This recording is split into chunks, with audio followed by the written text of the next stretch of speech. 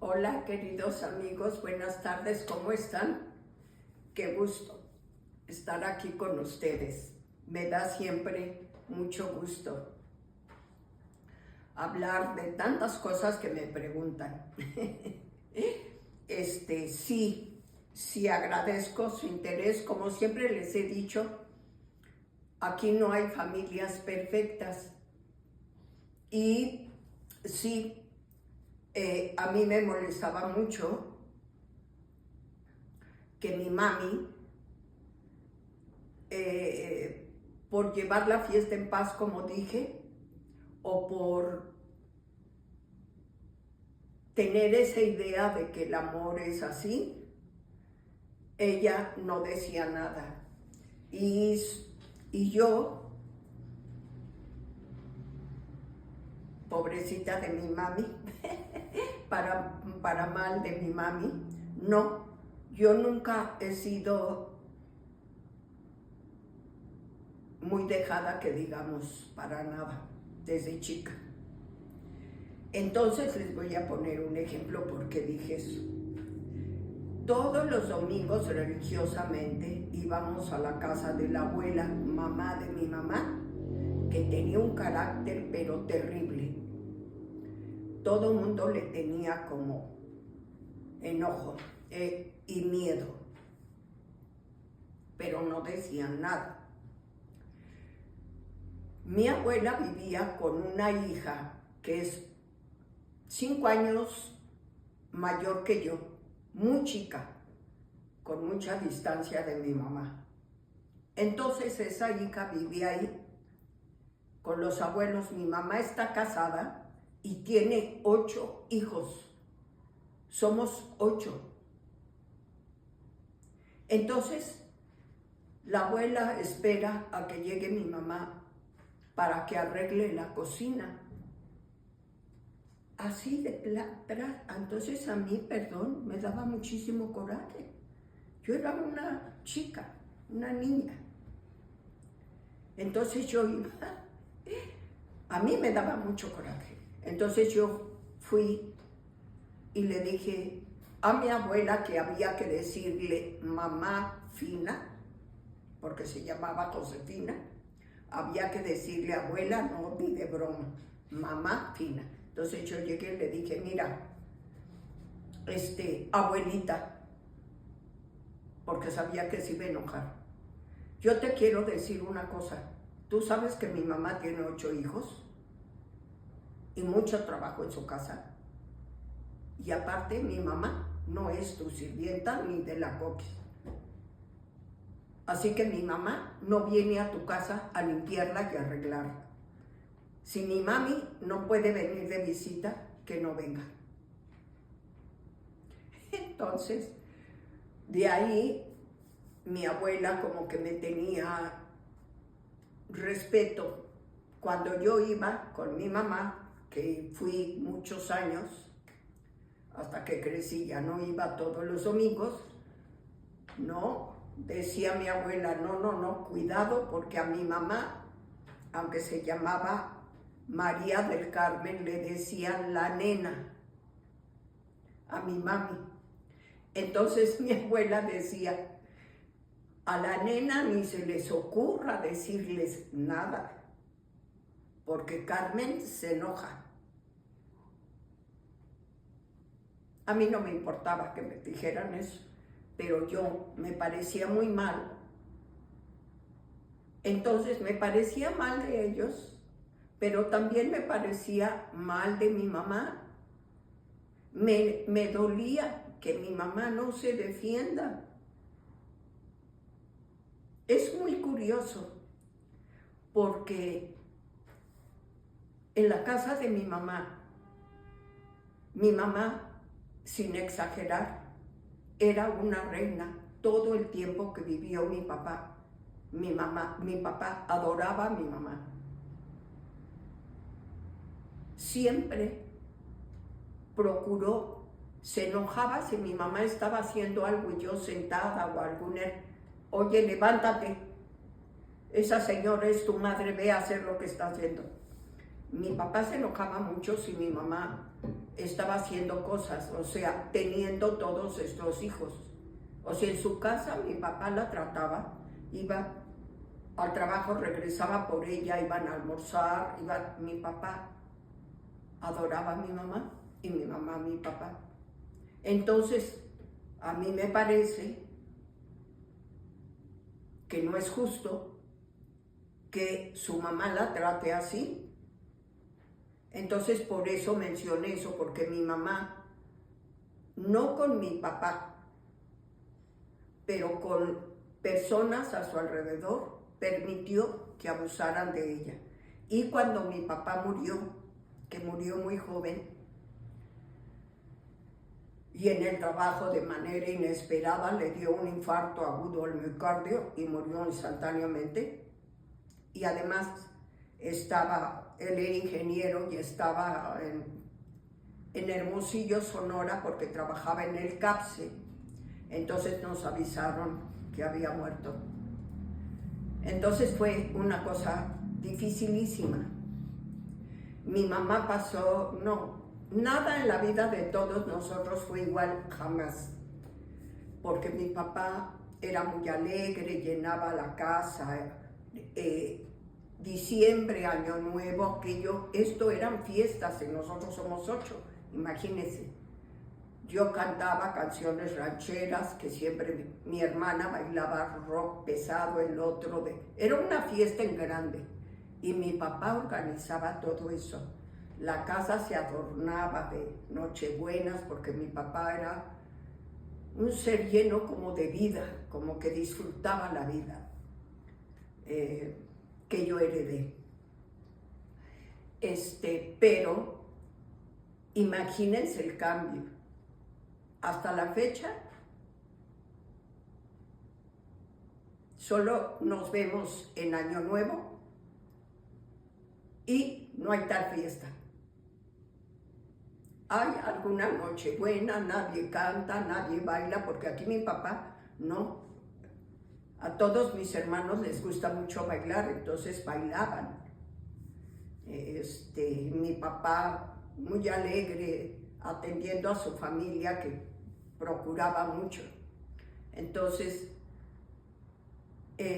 imagínense a mi mamá vulnerable. Entonces, cosas que ella permitió, creo que fueron tristes para ella y muy dolorosas y enojosas para mí, que solo de platicárselo ya me da enojo. Entonces, por eso yo aprendí muy bien a no ser tan prudente, y el amor no se demuestra de esa manera. Entonces, pero gracias por preguntarme y porque compartamos, para que ustedes se den cuenta de que aquí todos somos iguales. No hay una jerarquía, porque mi familia, como yo les he dicho, yo tengo una familia también no muy común, porque mi mamá hablaba 2 idiomas, era pintora. Yo pinto gracias a ella, crecí ahí viéndola pintar. Era muy inclinada al arte y muy inclinada a lo estético. Entonces, mi mami era una persona que tenía un carácter fuerte, pero para cosas como de trabajo, de hacer las cosas bien, de que la casa, de que la comida, de que todos así. Cuando nosotros éramos niños, 8, yo me acuerdo de mis botitas blancas, con mis calcetas, con encaje, y mis crinolinas que se usaban antes, y yo me acuerdo de mí y de mis hermanos impecables. Entonces mi mami era así, muy trabajadora, muy afectuosa, pero sucedió esa etapa. Entonces, mi mami nunca pudo poner un alto. Y teniendo, voy a comentar algo, porque me duele y me enoja. Mi papá, cuando murió, fue un reflejo del hombre que siempre fue, porque mi papá fue un gran guerrero, que todo lo que logró lo hizo por él solo. Cuando mi papá murió, mi mamá tenía coche, su casa caprichosa como la quiso mi mamá, porque ya les digo que mi mamá era una consentida. Mi mamá quería un jardín adentro, un jardín hundido con luces, y la casa es muy grande. Entonces mi papá hizo todo lo que mi mamá quería. La cocina de mi mamá con los hornos horizontales que no eran tan comunes como ella quiso, de madera especial, porque mi papá trabajaba en el CAPSE, que es lo que hacen escuelas prefabricadas. Entonces, muchas personas que quieren que les den un contrato para hacer las escuelas les regalaban la madera, y mi papá tenía esas facilidades. Entonces, la cocina preciosa como mi mamá la quería. Pero cuando mi papá faltó, la casa de mi mamá sirvió, no como el refugio que mi papá dejó para mi mamá. Una pensión, mi papá era empleado de confianza de esa institución del gobierno. No tenía una pensión común y además murió trabajando. Mi papá aparte tenía un seguro que les había dejado a los hermanos que todavía estaban estudiando y a mi mamá, y su coche.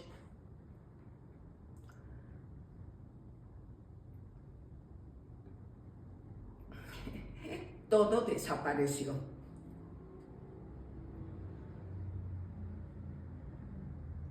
La casa de mi mamá, a partir de que murió mi papá, sirvió para tener una preocupación porque la hipotecaron.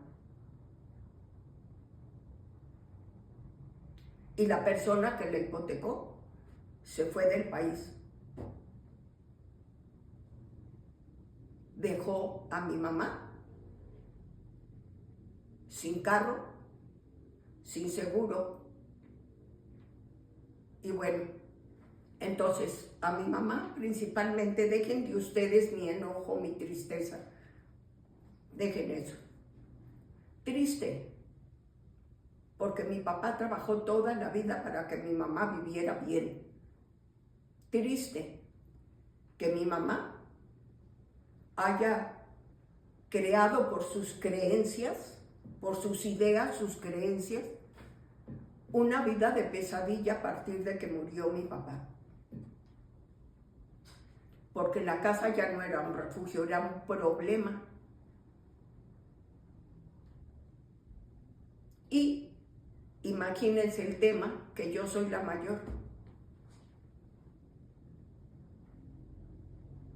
Entonces, fue estar reparando, arreglando lo que mi mamá, hasta que mi mamá hasta lo hacía a escondidas de mí. Entonces, es por eso que a mí me parece que esas creencias de la fiesta en paz y de que el amor es eso de una mamá, pues a mí no me lo parece.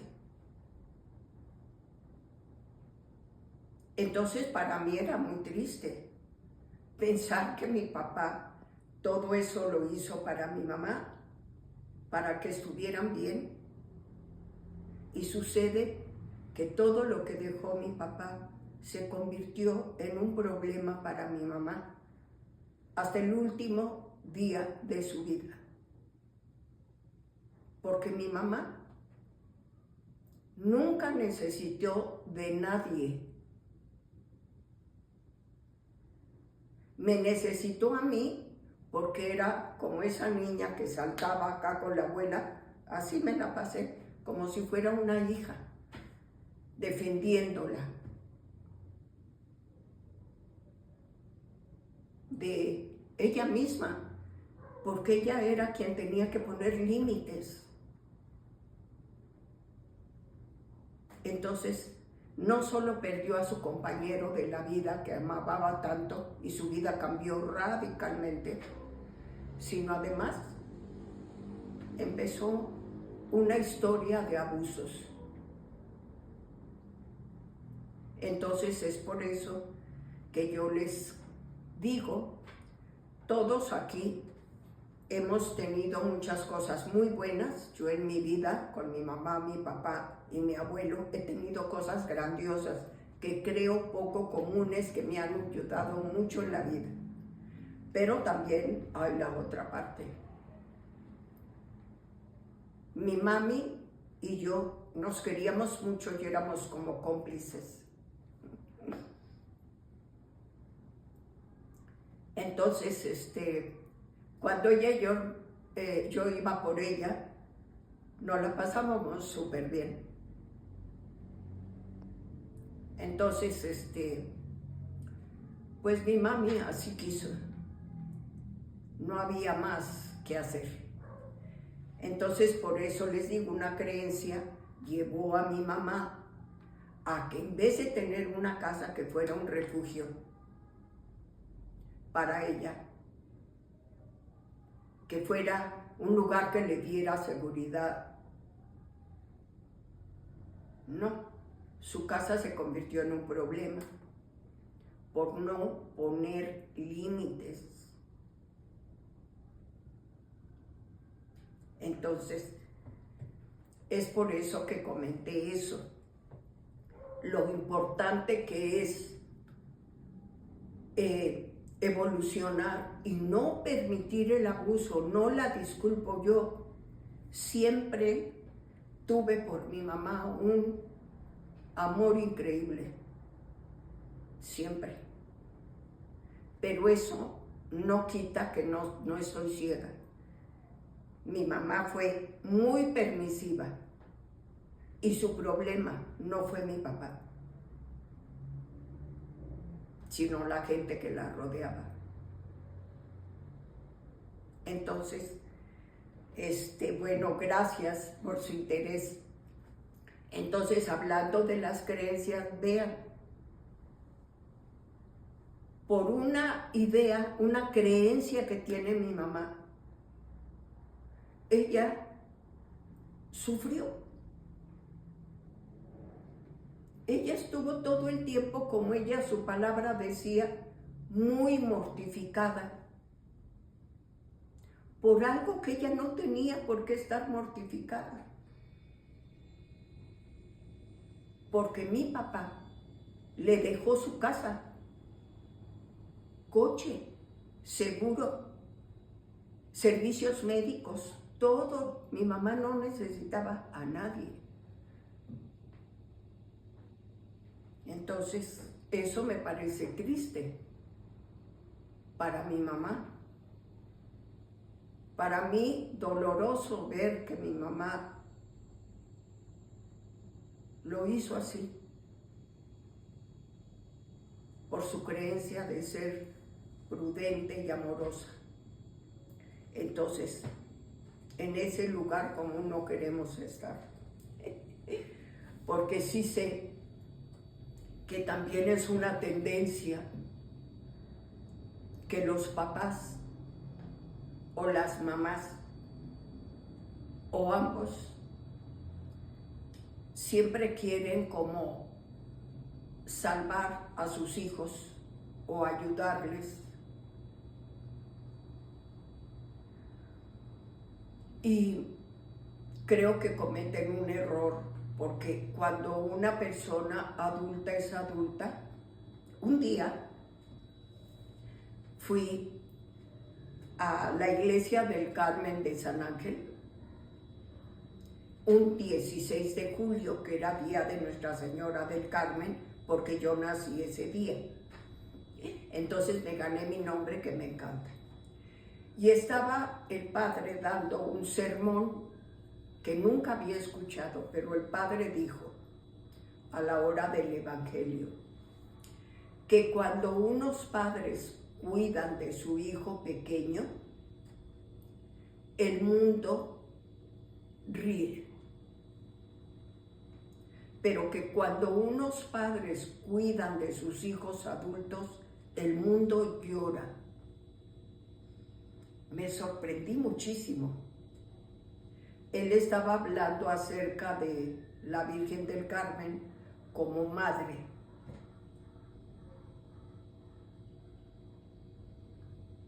Nunca voy a olvidar esa referencia porque a mí venida de un padre me pareció rara, pero eso dijo. Entonces yo casi aplaudo, pero no lo hice. Entonces eso es verdad.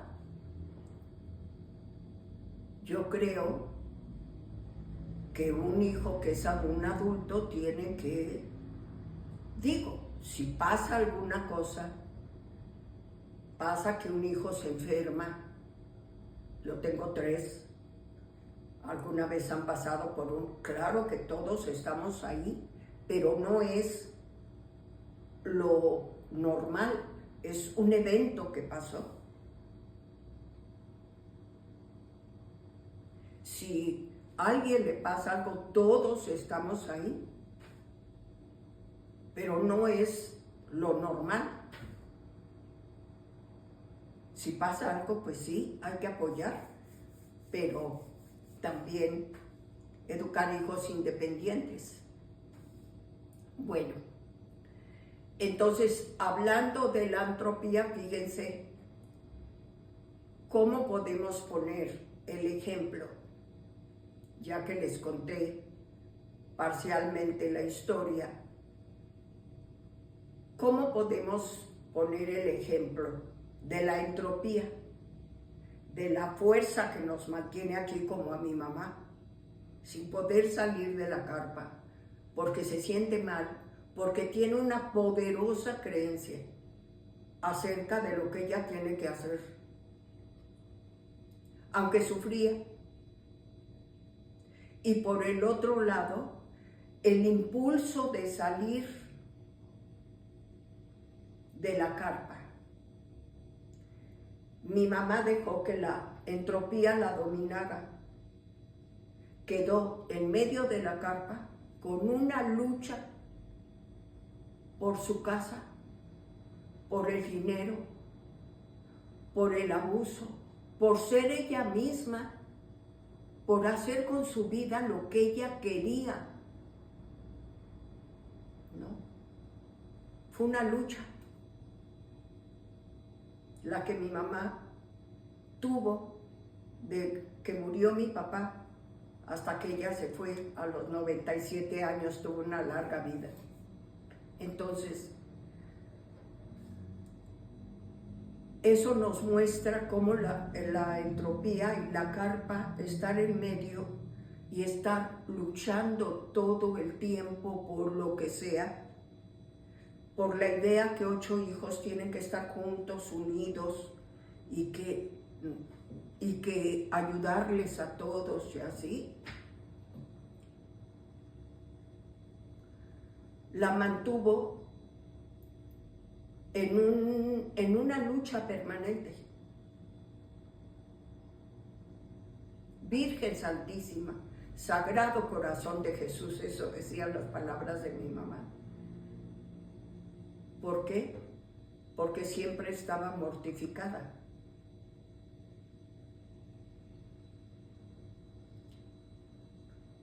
A mí me costó mucho trabajo entender que mi mamá sí quería vivir, que no era mi derecho tampoco. Si mi mamá quiere hacer eso, esa es su casa, ese es su dinero, esas son las personas que ella quiere ayudar. Pues a ver, yo tengo que respetar que mi mamá tiene una vida. Cuando ella me pedía ayuda, yo siempre la apoyé y la ayudé. Siempre. pero pues ella decidió estar en medio de la carpa peleando, porque por un lado les ayudo, pero me parece mal, pero sufro, pero no duermo, Virgen Santísima, Sagrado Corazón de Jesús, hija. Imagínense, sin salir de la carpa. Entonces, ese es el sistema de creencias que nos mantiene ahí. Y no crean que solo a mi mamá. Si nosotros no tenemos cuidado, tenemos un sistema de creencias que nos mantienen viviendo como dijimos que no queríamos vivir.